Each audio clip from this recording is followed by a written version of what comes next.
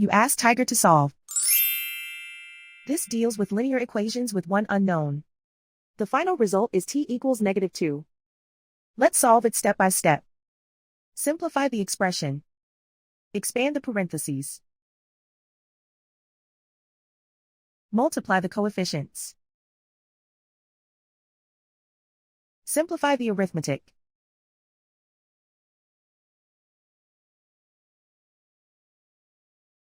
Group all constants on the right side of the equation. Add 7 to both sides.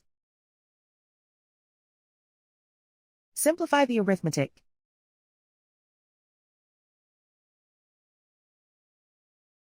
Isolate the t. Divide both sides by -8.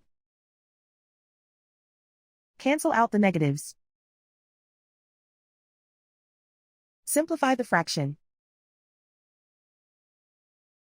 Move the negative sign from the denominator to the numerator. Find the greatest common factor of the numerator and denominator. Factor out and cancel the greatest common factor. And so the final result is t equals -2.